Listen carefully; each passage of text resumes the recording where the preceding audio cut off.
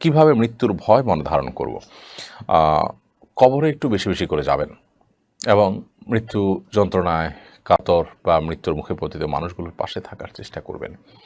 হসপিটালের বেডে কাতরাচ্ছে সে মানুষগুলোর কাছে যাওয়ার চেষ্টা করবেন। এই কাজগুলো মৃত্যুর স্মরণ হতে আমাদেরকে সাহায্য করে। এছাড়া মৃত্যু নিয়ে বিভিন্ন গুরুত্বপূর্ণ বক্তব্য, লেখা, কোরআন কারীমের আয়াত, জীবনের বাস্তবতা এগুলোকে নিয়ে আমরা একটু চিন্তা করতে পারি। একাকী নির্জনে কিছু সময় কাটাতে পারি। আল্লাহ পাকের সৃষ্টি একাকী অবলোকন করা, দেখা, সেগুলোর মাধ্যমে আমরা মৃত্যুর স্মরণ আনতে পারি। মৃত্যুর মতো বাস্তব বিষয় তো আমাদের জীবনে আর কিছু নেই। এটা যদি আমাদের কাছে অবিশ্বাস্য মনে হয় বা এটা যদি আমাদের স্মরণে আসতে কষ্ট হয়, তাহলে সেটা তো খুবই দুর্ভাগ্যজনক বিষয়। এজন্য আমরা একাকী থাকার চেষ্টা করব। সেই সাথে বস্তুবাদের মধ্যে, ভোগবাদের মধ্যে আমরা ডুবে থাকার কারণে মৃত্যুর কথা আমরা অনেক সময় ভুলে যাই। তো এইজন্য এগুলোর থেকে আমরা কিছু সময়ের জন্য হলেও সরার চেষ্টা করব।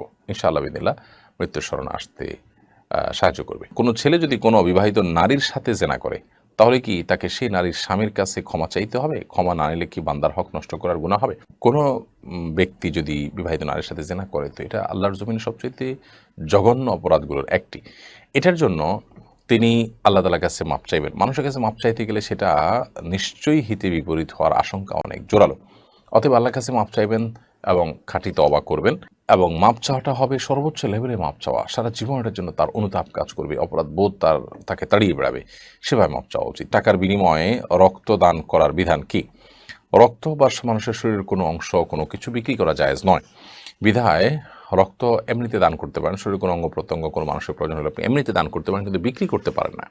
হ্যাঁ, যার রক্ত প্রয়োজন তিনি যদি ফ্রিতে রক্ত না পান, তাহলে নিরুপায় হয়ে তাকে কিনতে হলে তিনি কিনতে পারেন, সেটা ভিন্ন বিষয়। বাট যিনি বিক্রয় করছেন তিনি গুনাহগার হবেন। কারণ হলো মানুষের শরীরের কোনো কিছুই এটা মানুষের বিক্রির সুযোগ নেই। এটা আল্লাহ তাআলার দান, আল্লাহ তাকে দিয়েছেন।